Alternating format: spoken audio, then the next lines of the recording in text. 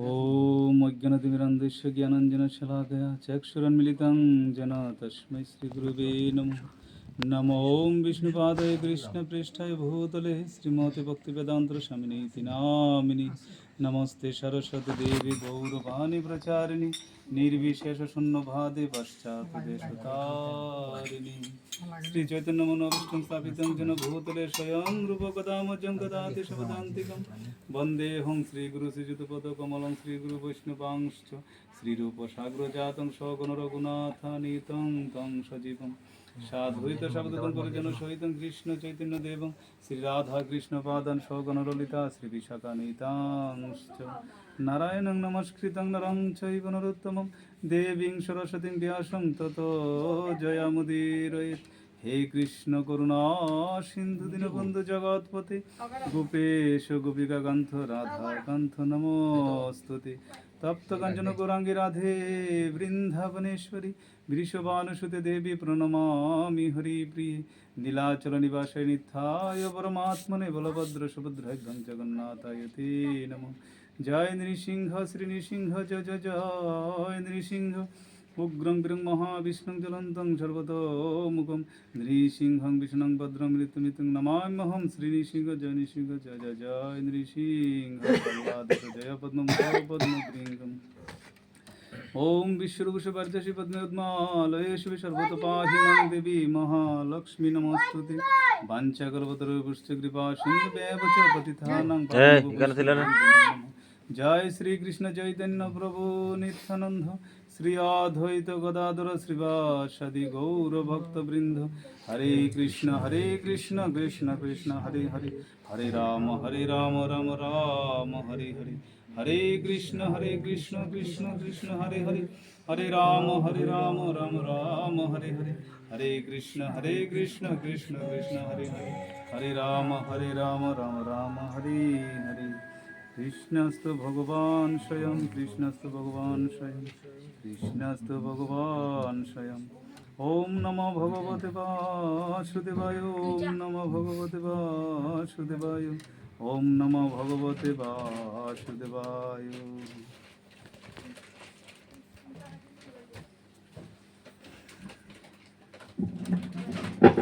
हरे कृष्ण।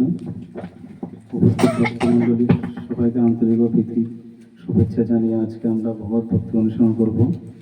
আজকে আমরা ব্রজপ্রাণ প্রভুর শাশুড়ি হত্যা করেছেন। আজকে হইল গিয়া চতুর্থা, তাই 4 দিনের মাথায় সবাই যারা এই মেয়ের জামাই সম্বন্ধ থাকে তারা এই কাজটা করতে হয়, বৈষ্ণব সেবা দিতে হয় আর ওই ভগবত ভক্তি অনুসরণ করতে হরিনাম করতে হয়। ওনার মাধ্যমে আমরা ওনার মঙ্গল কামনা করবো হরিভক্তির মাধ্যমে। আজকে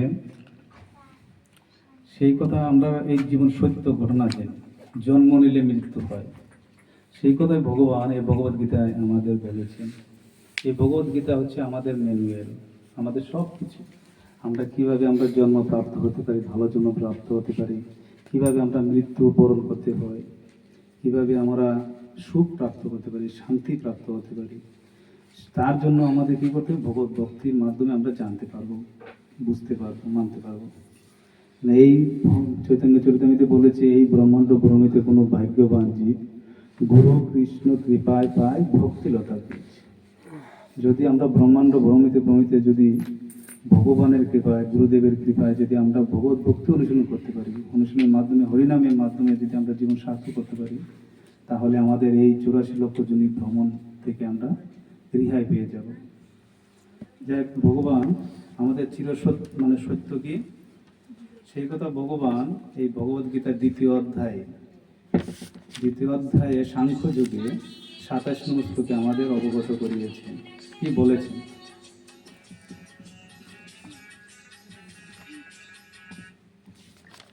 27 নম্বর শ্লোকে ভগবান বলেছেন, জাতস্য হি ধ্রুব মৃত্যুর ধ্রুব জন্ম মৃত্যুস্য চ তস্মাৎ অপরিহার্য অর্থে ন তম শুচি তুমর হসি। এখানে ভগবান বলছেন, এই যে বলেছেন, তিনি বলেছেন যার জন্ম হয়েছে তার মৃত্যু অবশ্যম্ভাবী। আমাদের জন্ম হয়েছে, আমাদের জন্মের সঙ্গে সঙ্গে ভগবান আমাদের মৃত্যুরও দিয়ে দিয়েছেন।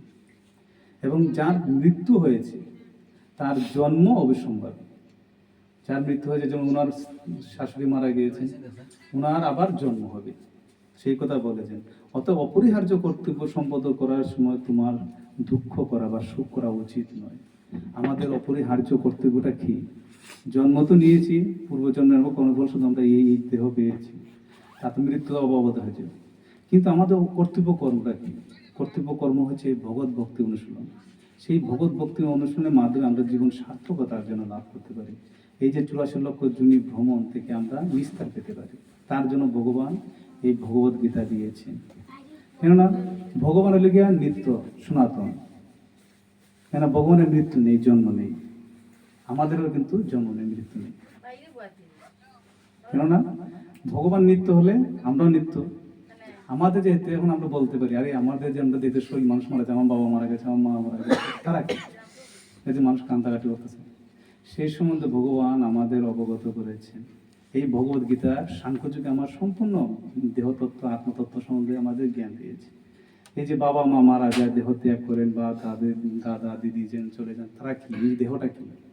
সেই সম্বন্ধে ভগবান এই ভগবত গীতায় আমাদের অবগত করার জন্য তিনি আমাদের জ্ঞান চক্ষু খুলে দিচ্ছেন এবং অবগত করাচ্ছেন। দ্বিতীয় অধ্যায়েরই সাংখ্যযুগে এই 22 নম্বর শ্লোকে বলেছেন, তিনি কি বলেছেন? বাসাংশী জীর্ণানি যথা বিহায় নবানি গৃহ্ণাতি নরূপ পরাণী তথা শরীরানি বিহায় জীর্ণানি অন্যান্য সংজাতি নবানি দেহি। আমরা যেমন পূজা পালকি আসে বা কোনো উপলক্ষ আসলে আমরা নতুন নতুন কাপড় লই, দুর্গা পূজা এলে আমরা পুরান কাপড় চাইলে আমরা নতুন কাপড় লই, কত আনন্দ ব্যাপার। সেটা কিন্তু দুঃখে অবশ্যই না। ঠিক তদ্রূপ ভগবান বলছে, মানুষ যেমন পুরাতন বস্ত্র পরিত্যাগ করে নতুন বস্ত্র পরিধান করে, তেমনি দেহি বা আত্মা পুরাতন দেহ ছাড়িয়ে নতুন দেহ ধারণ করে। সেটা আনন্দের ব্যাপার, এটা কিন্তু দুঃখ না। যেমন আমরা 50 বছর হয়েছে, এখন তো হাঁটুচূড়া ক্যালসিয়াম করেছে, আমার দুঃখের কপাল, তার দুঃখ ভোগ করতে হবে। এখন যদি আমরা দেহ ত্যাগ করতে পারি, তাহলে আমাদের এই কর্মফল অনুযায়ী আমাদের আবার একটা নতুন দেহ পাবো। সেই দেহ কিন্তু এটা দুঃখ নয়, আনন্দের ব্যাপার। তাহলে সেই যে দেহটা কিভাবে আমাদের যে জন্ম মৃত্যু যে জরা বেদিরে পায়, এটা কি? তার জন্য ভগবান আমাদের মানে এই সাংখ্যযুগে সম্পূর্ণ আমাদের অবগত করাইছেন। তার আমরা যেন দুঃখ যেন না পাই, সবসময় আমরা একনিষ্ঠ হয়ে দৃঢ় মন সঙ্গ সহকারে যেন আমরা ভগবত ভক্তির মাধ্যমে আমাদের জীবন সার্থকতা করতে পারি। সেই দেহটা কি? সেই দেহ সম্বন্ধে ভগবান বলছে, এই দেহ যে পরিবর্তন, জন্ম হওয়ার পরে কীভাবে পরিবর্তন হচ্ছে সে কথা 13 নম্বর শ্লোকে ভগবান বলছে, দেহিনী অস্মি যথা দেহে কৌমারং যৌবনং জরা তথা দেহান্তর প্রাপ্তি ধীরস্তত্র নময়তি। দেহি যেমন কুমার যৌবন জরার মাধ্যমে দেহের রূপ পরিবর্তন করে চলে, তেমনি আত্মা এক দেহ ছেড়ে আরেক দেহ গ্রহণ করে। সেটা পরিবর্তন, এটা মৃত্যু বলে না। আমরা সাধারণ এই জড়জাগতিক দৃষ্টিতে আমরা মনে করি মৃত্যু, আমার মা মারা গেছে, আমার বাবা মারা গেছে, ঠাকুরদা মারা গেছে, দিদিমা মারা গেছে, কিন্তু সেটা কিন্তু চিরসত্য না। কিন্তু আমরা ভগবানের অংশ, আমরা কোনো সময় মরতেই পারি। সেই কথা ভগবান কেমনে বলো, আমরা কীভাবে জানতে পারছি?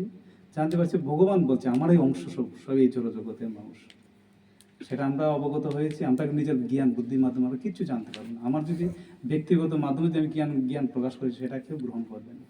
কিন্তু প্রামাণিক সহিত শাস্ত্র, এই যে হাজার হাজার বছর, লাখ লাখ কোটি কোটি বছরের আগের যে এই যে শাস্ত্রগ্রন্থ, তার মাধ্যমে যখন আমরা প্রমাণ তুললে দেখাবো এবং জানাবো, তখন আমরা এটা সব গ্রহণ করতে বাধ্য থাকবো। সে কথা আমরা যে ভগবানের অংশ, ভগবান বলছেন এই যে পঞ্চদশ অধ্যায় ভগবান আমাদের বলছে, আমাদের যে আমি কোথায় থেকে এসেছি। আমরা প্রশ্ন করতে পারি আমি কে? যেমন আমার নাম লিখা সুরজিৎ না, শ্রীরাম দাস গুরুদেবে দিয়েছে, আমি মহাশয় ছিল। এটা কিন্তু সম্পূর্ণ সম্পর্ক না, সেই সম্পূর্ণ পরিচয় নেই আমাদের। আসল পরিচয় আমরা ভগবানকে জানতে পারবো। কেন আমি তো আজকে যেমন 2000, আমি এক সময় সেদিন আমি ফিল্ম এটা দেখছিলাম 1973, কিন্তু 1976 আমার জন্ম হয়েছে, কিন্তু 1973 আগে সূর্য তো সব আসলো, সবাই মানুষ চলাফেরা করছে, এর আগে কই আসলো? কিন্তু আমরা প্রশ্ন না, সেই প্রশ্ন নিরসন জাগে ভগবান বলছেন এই আমাদের এই 15 অধ্যায় পুরুষোত্তম যুগে ভগবান বলছে, মমই ভাংশ জীবলোকে জীবভূত সনাতন মম ষষ্ঠানন্দি, মানে মমই ভাংশ জীবলোকে জীবভূত সনাতন মনষষ্ঠানিন্দিরানি প্রকৃতানি স্থানী কর্ষতি। এই জড় জগতে বদ্ধ জীব, আমাদের বদ্ধ কিন্তু এই যে দেহের মাধ্যমে বদ্ধ হয়েছি, জন্ম মৃত্যু জড়া মাধ্যমে বন্ধ হয়েছি, সেই কথা ভগবান বলছেন। এই জড় জগতে বদ্ধ জীব আমার এই সনাতন বিভিন্ন অংশ, ভগবানের অংশ আমরা, যেমন সূর্য থেকে অনেক বিচলিত হয় কিরণ, এরকম ভগবানের সূর্য স্বরূপ, আর কিরণ যে বিচলিত হয় সেরকম অংশ স্বরূপ আমরা। তো ভগবান বলছেন আমার এই সনাতন বিভিন্ন অংশ জড় প্রকৃতি আবদ্ধ হওয়ার পরে মন সহ 6টি ইন্দ্রিয় দেওয়া প্রকৃতির ক্ষেত্রে কঠোর সংগ্রাম করছে। মন সহ 6টি ইন্দ্রিয়, চক্ষু, কর্ণ, নাসিকা, জিহ্বা ও ত্বক, এটি দিয়ে আমরা শরীরটা দেহ হয়েছে। আর মন, মন কিন্তু একটা ইন্দ্রিয়, আমরা মনে করি 5 ইন্দ্রিয়, পঞ্চম ইন্দ্রিয়, পঞ্চম 6টা ইন্দ্রিয়। ভগবান বলছেন দেখি বলতেছি 6টা ইন্দ্রিয় দ্বারা কঠোর সংগ্রাম করছি। কিসের সঙ্গে সংগ্রাম করছি? সবই সুখ পাওয়ার জন্য। সুখী হইতাম, কিন্তু আমরা কি সুখ পাচ্ছি? সুখ পাচ্ছি না। ওই যে যদি আমার বিষয় আছে, সব কিছু আছে, টাকা পয়সা, সারা জীবন খাটলাম, মানে জীবনটার পুরো ইয়ে করলাম, এরপর দেখবো আমার রোগের সুখে আক্রান্ত চাই না, টাকা পয়সা আছে, খাইতে পারতেছি না, গ্রহণ করতে পারছি না, সইতে পারছি না, সুগার টুগার ধরে ব্যথিত অবস্থা, কিন্তু আমরা সুখী নি, কোনো সময় সুখী নেই। কিন্তু কিসের লেগে করছিলাম আমরা এত বড় সময়? সুখের লেগে, কিন্তু সুখটা আমরা পাচ্ছি না। কেন পাইতেছি না? তার কারণ ভগবান ভগবদ গীতায় বলেছেন। ওই ভগবদ গীতার মাধ্যমে তিনি 4th অধ্যায়ে জ্ঞান যুগের মাধ্যমে বলছেন, হ্যাঁ আমরা শাস্ত্র বিজ্ঞানের প্রতি বা দর্শনের প্রতি আমরা শ্রদ্ধাশীল নেই, তার কথা আমরা মানতে পারি না, বুঝতে পারি না, তার জন্য আমরা সুখী নই। তো যাই হোক, আসল কথা হচ্ছে কি, আমরা এই জীবন পেয়েছি, জীবনটা তো শেষ, আর বেশি দিন না। যেমন আমরা 50-60 বছর হইলে আমরা মারা যাই, 50 বছর হয়ে গেছি আর কয়দিন। কিন্তু আমরা আসল কর্ম অপরিহার্য করতে বলছেন, ভগবান বলছেন, ওই যে প্রথম শ্লোকটা বলেছিলাম, অপরিহার্য করতে সময় তোমার সুখ করা বা দুঃখ করা উচিত না, অপরিহার্য করতে বলছে আমরা ভগবত ভক্তি অনুশীলন। নিষ্ঠা সহকারে কিঞ্চিত মাত্র ভগবত ভক্তি অনুশীলন করে মানুষের পূর্ণ সিদ্ধি লাভ করতে পারে। পূর্ণ সিদ্ধিটা কি? ভগবানের কাছে যাওয়া, ভগবানের ধামে যাওয়া। এই জড় জগৎটা একটা বলে যে 7টা ভাগ করে যুগের মতো, এক ভাগের মধ্যে অনন্ত কোটি ব্রহ্মাণ্ডের মধ্যে আমরা একটা ব্রহ্মাণ্ডে যাই, 3 ভাগই চিৎ জগৎ। আমরা নিজে ভগবানের স্বাধীনভাবে চাইছি থেকে আজকে জড় জগতে দেহ গ্রহণ করছি, কিন্তু আমরা ওই দেহ গ্রহণ করবার স্বাধীনভাবে ভগবান চাইছি, তখন বলছি যাও তুমি গিয়ে জড় জগতে তুমি বুক করে দেওয়া স্বাধীন। তখন আমরা বুক পাওয়া লেগে, শান্তি ভাইবা লেগে, বুঝবা লেগে সব বুঝি। এখন আমরা যখন বুঝলেছি ভগবান গুরু রূপে একবার আমরা ঘরে ঘরে আর দীক্ষা দিয়েছেন, আমরা জ্ঞান দিয়েছেন, এরপরও ভগবান নিজে তো আমরা এই জোরে চক্ষু দেখতে পাই না, ওই জ্ঞানের মাধ্যমে আমরা দেশন বুঝতে পারছি, জানতে পারছি না, আমরা লেগে পরাধীন, সবসময় ভগবানের নিত্য দাস সম্পর্ক জানতে পারলাম। যখন এই সম্পর্ক জানি, যখন আমরা একনিষ্ঠভাবে ভক্তি করতাম, তখন আমাদের আর নরক ভোগ করতে হবে না, স্বর্গ ভোগ করতে হবে না, স্বয়ং আমরা ভগবত ধাম যাইতে পারবো। তার জন্য কি করতে হবে? নিশ্চয় কিঞ্চিত মাত্র ভগবত। এই যে নরকে কত জ্বালা যন্ত্রণা, বুক দিলে সে দেখে, দুঃখ দিলে তারও লাগে বুক করা, কত কুণ্ড আছে নরকে, সেই ভোগ করার জন্য আমাদের কত কিছু দিয়েছে। কিন্তু এই নরক থেকে উদ্ধার পাওয়ার জন্য ভগবান হয়েছে শ্রেষ্ঠ ব্রত তুমি করো। কি ব্রত? হয়েছে না, বিশুদ্ধবারে আবার আছে একাদশী ব্রত। একাদশী ব্রতে কোনো ভাগ্যবান জীব যদি 1-2টো যদি করে, যার জীবনে সহ্য না করে, কষ্ট মষ্ট করে দিয়ে 1-2টো যদি করে, তবুও হে নরকে যেতে পারে। পরবর্তী জীবনে আবার ওই একাদশী ব্রতের ফলস্বরূপ তাকে আবার মনুষ্যগুলো প্রাপ্ত হবে। ভগবানের ভগবত গীতা আমি আছে, প্রেত জুনি কোনো সময় প্রাপ্ত হইতো না, বা দুঃখজনক প্রাপ্ত হইতো না, সে অবশ্যই ভগবানের কৃপা লাভ করবে। তো এইসব নিষ্ঠা করে, এরপরে হরিনাম জপ করা, যে যজ্ঞানাম জপ, যজ্ঞের মধ্যে সবচেয়ে শ্রেষ্ঠ যজ্ঞ হচ্ছে হরিনাম জপ। আমরা হরিনাম একটু জপলাম, একাদশীও করলাম।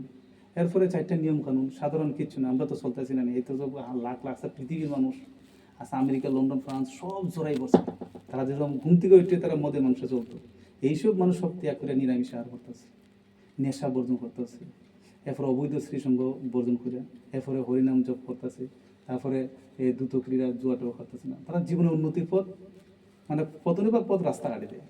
এইসব কয়টা দিন পালন করে, একাদশী পালন করে, জন্মমালা জপ শেষ, জীবন সুন্দর। যে হাজার হাজার বৎসর তপস্যা করে, এই যে 70 লোকে মানুষ, 70 যুগে মানুষে 1 লক্ষ বৎসর বাঁচত, 10,000, 60,000 তো বাল্মীকি তপস্যা করছিল। তারপরে রাম মরা হইতে, রামও হইতে পারছে না, মরা হইতে হইতে রাম হয়েছে, এরপরে গিয়ে রাম ত্রিকালদর্শী গেছে গিয়ে। তো কত হাজার হাজার বৎসর তপস্যা করার পরে গিয়ে ভগবানের কৃপা লাভ হইতে পারে। এই তপস্যার ফল ভগবান বলছে, তুমি শুধু একাদশী করো, তুমি সব ফল পাই দেবে। সেই ফলে তো এই যে যুগে টুগে খাবে টুগে আমার তোমার লাগে, তুমি জ্ঞান কথা কোনো দোকান নাই। তুমি কলিযুগে এত সুলভ, এটা ধন্য কলিযুগ। আর এই যুগে মহাপ্রভু আইছে, এই মহাপ্রভু আইয়া জীবনের মানে অকাতরে তিনি প্রেম দিলাই গেছে। আর এই প্রেম যদি আমরা গ্রহণ না করতে পারি, প্রেমের বন্যা যদি না বাসতে পারি, তাহলে আমাদের আর জীবনে আর কুটি গল্পে আমরা আর রক্ষা নেই। যাই হোক, আসল বস্তু হচ্ছে আমাদের জীবনের উদ্দেশ্যটা ঠিক রাখো, সংসারের যাবতীয় কর্ম যা যেভাবে করবো কোনো অসুবিধা নেই, কিন্তু আসল কর্ম হচ্ছে যেটা আমার আত্মার মঙ্গল লাগে, আত্মার উন্নতি লাগে, আত্মা যাতে আমি আবার সুখ পাইতে পারি, সেই দিকে আমার যাইতে হবে, সেই দিকে আমাকে অগ্রসর হইতে হবে, নাইলে আমরা আর রক্ষা নাই। তাই ভারত ভূমিতে হইল মনুষ্য জন্ম, যার জন্ম সার্থক করি কর পর উপকার। আমাদের জীবন সার্থক করার জন্য ভগবত ভক্তি অনুশীলনের মাধ্যমে, সাধুসঙ্গের মাধ্যমে, জ্ঞান আহরণের মাধ্যমে আমরা জীবন সার্থক করবো। কর পর উপকার মানে উপকার কেমনি বলবো, যেমন আজকে আমি একটু একটু জানি ভগবানের কৃপায় একটু জ্ঞান অর্জন করতে পারছি, বিয়ে কথা বলতে পারতেছি, আপনার সামনে ধরতে পারতেছি, সেই কথাটা যে পুরো এটি বড় উপকার, এছাড়া বড় উপকার আর কিচ্ছু না। সবচেয়ে বড় উপকার হলে এই যে ভগবত ভক্তি বিচরণ, সেই বিচরণ যে করে হে করছে ভগবান করছে, সে আমার পৃথিবীতে সবচেয়ে বেশি প্রিয়। আর যে আমার এই গোপনীয় তত্ত্ব গ্রহণ করে সেও আমার প্রিয়। তাই এই গোপন ভগবত গীতা আমাদের প্রত্যেকের গরমিতে রাখা দরকার, এবং আমাদের সন্তানদের আচরণ করা দরকার, অধ্যয়ন করা দরকার, নিজেও আচরণ করা দরকার। আমাদের সবের সন্তানই তো মোটামুটি পড়াশোনা করতে পারে, সবাই জানতে পারে, 5 পাস করলে করতে পারে। আর এটা ফোর্থ পাস আমি শুনতাম, আমার সন্তানের যদি আমি অভ্যাস করি অবশ্যই তারা পড়াশোনা হরক ফাঁকে ফাঁকে মধ্যে মধ্যে এটা আমি শিক্ষা দিই, তেমনি আমার জীবন উদ্ধার, নাহলে তো আমি জীবন উদ্ধার হতাম না। যেমন নিজে আচরণ করে নিজের পোশাক করতে শরীরে মানে সংসার মেয়েদের পরিবার, যেমন আমি আমার ফলাফলটা আমি হাতে ধরে করেছেন একাদশী করে, যে একাদশী এই বিশুদ্ধ তারা আমার ছেলেটা যখন 7 বছর তখন দেখতে পারি বাবা দিয়ে একাদশী করে আমি করবো। আজকে 15 বছর ধরে কন্টিনিউ কোনো একাদশী পাওয়া যায় না। আমার মেয়েও দেখা দেখি, আমিও মেয়েরও কইছেন তুমি করো, মেয়ে করেছে, আর আমার স্ত্রী তো আমার লোকের লোকে আছে। তো আমরা যদি এরকম আচরণ করতে পারি, এইভাবে সৎভাবে চলতে পারি, ধর্ম চলতে পারি, আমাদের জীবন তো উন্নত হবেই। আমরা তো ভগবত ধাম ভগবানের কাছে যাইবার সৌভাগ্য আমরা তো অর্জন করবো, আর লগে লগে আমাদের সন্তানদেরও আমরা সৌভাগ্য প্রাপ্ত করা যাবে, এবং তারার জীবনের দৈন্য, আমার জীবনের দৈন্য, এবং আত্মীয় স্বজনের দৈন্য। আর এই যদি ভগবত ভক্তি আমরা যদি না করি, এই ভগবত ভক্তি অনুসরণ না করি, তা আমাদের আর নিস্তার নাই, আর রক্ষা পাইতাম না। আর কোনো সময় এই কোনো ফলকে আমরা এই সংসার এইভাবে আমরা ভগবত ভক্তি অনুসরণ করার সুযোগ আর পাইতাম না। কখন পাইছি ওখানে ধরে লিছি, যখন বুঝছি যখন ওখানে আমি ধরে নিই, ব্যাস আমার জীবন সার্থক। আর যদি না ওই এই বন্যা, এই যে নামের বন্যা, এই বন্যায় যে না বাসে জীব ছাড়, তার জীবন হচ্ছে কোটি কল্পে নাহি কো তার উদ্ধার, কোটি কল্প তার উদ্ধার নাই। এই বন্যা এই মহাপ্রভু বলছে এই চৈতন্য চরিতামৃত। এই বন্যায় আমরা যদি না বাসি, এই বন্যা যদি আমরা না ধরি, আমরা এই হরিনাম সংকীর্তন যদি না হই, তাহলে আমরা কোটি কল্পে আমরা নিস্তার পাইতাম না। তো এইটাই লোক আসল মর্ম, আসল বুদ্ধি। যেমন আমাদের এই গত জন্মের ফল, কর্মের ফল আমরা আজকে এই জন্য আমরা পাইছি, প্রাপ্ত হয়েছি, সুখে দুঃখে যেই শরীর পাইছি, এই শরীরটা গত জন্মের ফল। এখন যদি মনে করি আমি নতুন একটা জন্ম প্রাপ্ত হইতাম, ভালো উন্নত, যেমন কোটি কোটি কোটি কোটি করে মানুষ, কত সুন্দর আনন্দ, কোনো কিছু অভাব নাই, আমারও তো জাগে না, আমার পাইতাম আনন্দ, সুখ, শান্তি, আনন্দ পাইতাম, বহন করেছি, তুমিও পাইতাম। সবই তো আমার সন্তান, আমি সেগুলোকে তো মানে ফর আর আপন করি না, সবার লেগে সমান রাখছি। তবে হ্যাঁ, আমার তুমি সান্নিধ্যে আসো, আমার কথা মানো, তুমি যদি ভগবত ভক্ত ছিল কোনো কিছুতে তুমি বঞ্চিত হইতে না। আমরা যদি দুই বছর ওখান জানছি, ওখানে যদি ধরলে বয়স হয়েছে হোক না, আমি যখন বুঝছি ওখানে আমার লোকের সকাল, আমার জীবন তো অস্ত গেছি গিয়ে, তখন আমি বুঝছি, তখন আমি এখন ওখান থেকে যদি ধরি আমি, তখনই আমার জীবন সার্থক করতে পারি। খটাঙ্গ মহারাজ মাত্র 48 মিনিট জানছে তাই মৃত্যু হইব, ওই 48 মিনিটে ভগবানের একনিষ্ঠ হইয়া তিনি দেহত্যাগ করে ভগবত ধাম প্রাপ্ত হয়েছে। আমরা যদি মন নিষ্ঠা করে যদি আমরা সেইভাবে যদি আমরা ভগবানের সান্নিধ্যে যাইতে পারি, ভগবানের নাম ধ্যান করতে পারি, গুণগান কীর্তন করতে পারি, তাহলে আমাদেরও কোনো কিছু আর থেকে বঞ্চিত হইতো না। ভগবত গীতা আমি দেখেন, আমরা যদি মনে করি আমি এই জন্মতে গেছে, আগামী জন্মতে আমাদের এরকম দুঃখ না হয়, তো দুঃখ না হইলে তুমি ভগবত ভক্তি অনুশীলন, ভগবত ভক্তির যুগ অনুশীলন করো, হ্যাঁ, নিষ্ঠা সহকারে, তাহলে কি হইব, তুমি সেই থেকে তুমি বঞ্চিত হইব। এই যে ভগবত গীতা আমি 6ষ্ঠ অধ্যায় ভগবান বলছে যে, 6ষ্ঠ অধ্যায় 41 নম্বর শ্লোকে বলেছেন ভগবান, অর্থাৎ ধ্যান যুগে, যদি সে ভগবত ভক্ত ছিল, অতি দূরাচারী ব্যক্তি যদি অন্য ভক্তি সহকারে আমার উপাসনা করে, তাকে মনে করবে, তখন অর্জুন বুঝলো যে আমি ভক্তি ভজন করতে রাখলাম, সারা জীবন করলাম, করতে করতে করতে হঠাৎ করে আমি মনের চাঞ্চল্যবশত আমি ভ্রষ্ট গেলাম রে, কিন্তু এখানে ব্যক্তি আমার এই দিকে আমি সুখ বুক করতে পারলাম না, আর পারমার্থিক দিকেও আমি ভক্তি পথে উন্নত করতে পারলাম না, লাভ করতে পারলাম না। এখানে ব্যক্তি ছিন্ন মেঘের মতো কিন্তু একবারে বিচ্ছিন্ন হয়ে যাবে, নষ্ট হয়ে যাবে, এর জীবন কী হইব, প্রভু আমার এই সংশয়টা দূর করুন।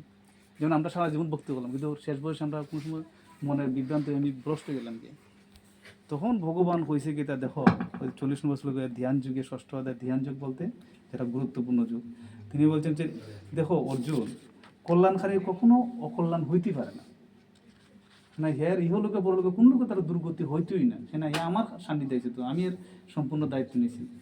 ওখানে ভ্রষ্ট হয়ে গেছে, যদি ভ্রষ্ট যদি ওই জায়গা, তখন তিনি বলেছিলেন প্রাপ্ত বনং গীতাং লোকান উষিতা শাশ্বতী সমাহাসুচিনাং শ্রীমতাং গেহে যুগভ্রষ্ট অভিজায়। ওই দিন হয়েছে যদি যুগভ্রষ্ট থেকে হয়ে যায়, যুগভ্রষ্ট ব্যক্তি পুণ্যবানদের প্রাপ্য, যারা পুণ্য করে দান দক্ষিণা করে তারা তো স্বর্গ লাগে প্রাপ্ত করে, তো তারা কথা হচ্ছে পুণ্যদের প্রাপ্ত স্বর্গ আদি বহুকাল বাস করে, বহুকাল সে বাস করতে পারে। বাস করার পরে সদাচারী ব্রাহ্মণ যদি পরবর্তী তারা জন্ম নিতে হয়, সেখানে ভগবত ভক্তি অনুসন্ধান সিদ্ধি লাভ করতে পারছে না, অত এ আবার আইতেইব, তবে কিন্তু হাজার হাজার বছর স্বর্গ এ বাস করবো, করার পরে সদাচারী পরবর্তী জন্মে সে সদাচারী ব্রাহ্মণ, মানে ব্রাহ্মণ গৃহে ব্রাহ্মণের ঘরে, অথবা শ্রীমান ধনী বণিকের ঘরে, ধনী হচ্ছে কোটিপতি আম্বানি টাম্বানি আছে, তারা ফুলাবান কিন্তু এইভাবে সাধারণভাবে জন্ম হয়েছে না, তারা ভগবানের গত জন্মে তারা অনেক তপস্যা করছে, যুগ অনুসরণ করছে, ভক্তি যোগ করছে, সিদ্ধি লাভ করতেছে না, কোন সময় মনে চান্তির মধ্যে ভ্রষ্ট হয়েছে, তখন তারা ওই স্বর্গ বুক করে ওই বড় বড় আম্বানি টাম্বানি তারা ঘরে জন্ম দিচ্ছে, দেওয়ার পরে ওই যে হয়েছে ভগবানে তাদের ঘরে শ্রীমান ধনী বণিকের ঘরে তার জন্ম তাই দেন।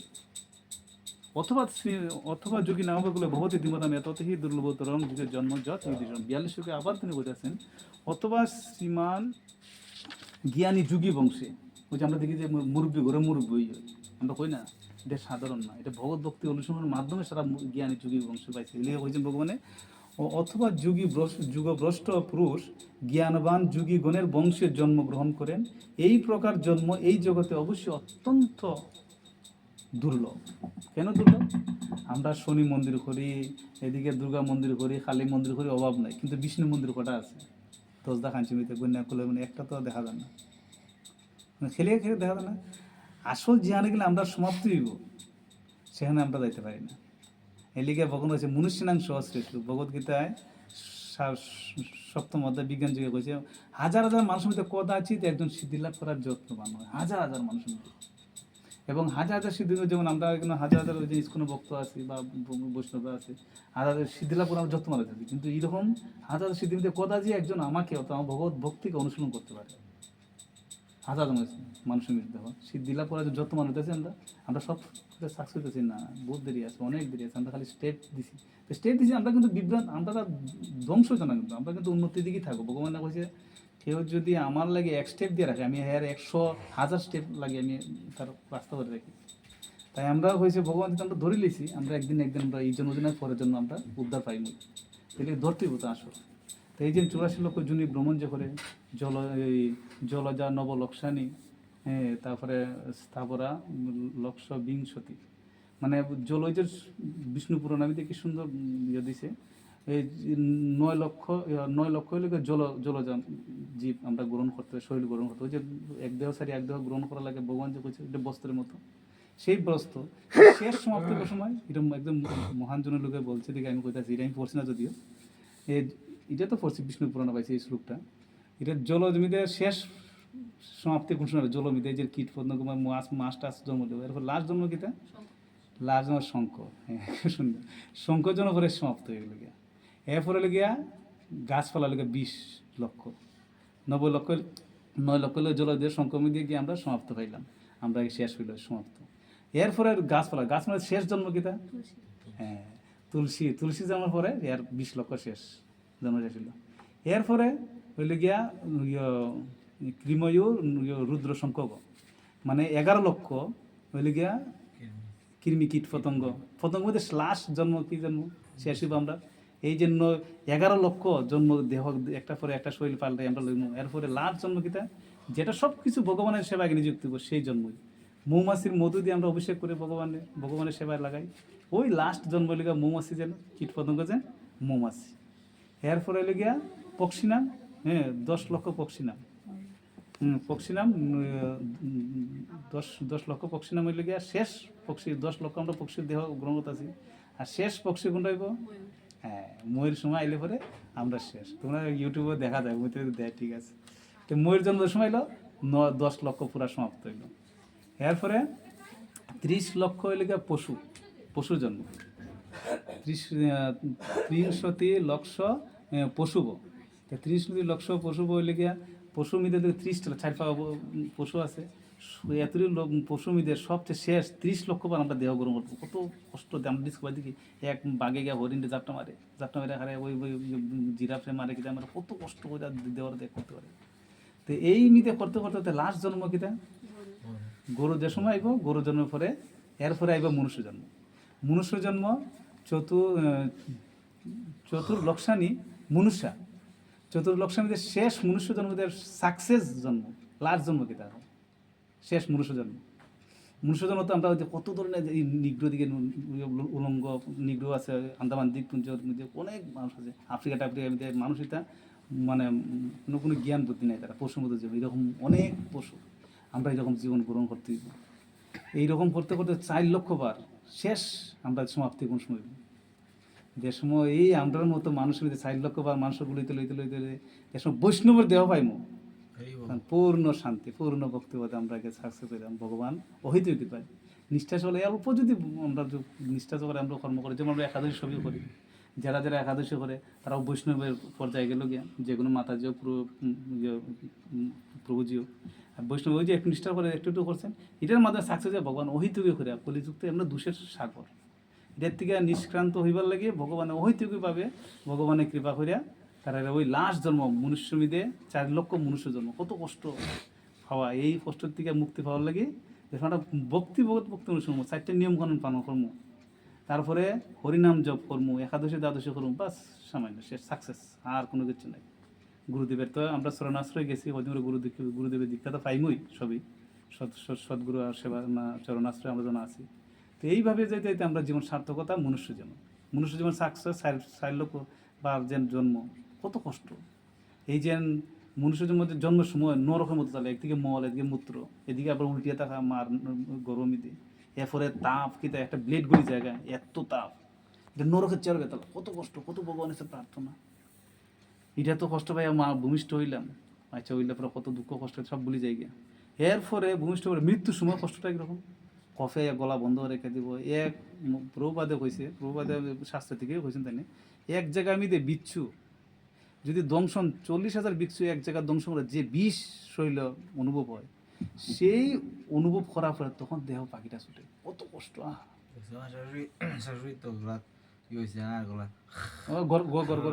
কি সুন্দর সারাদিন শুক্রবার সারাদিন সারা রাত্র গিয়া পরে শনিবার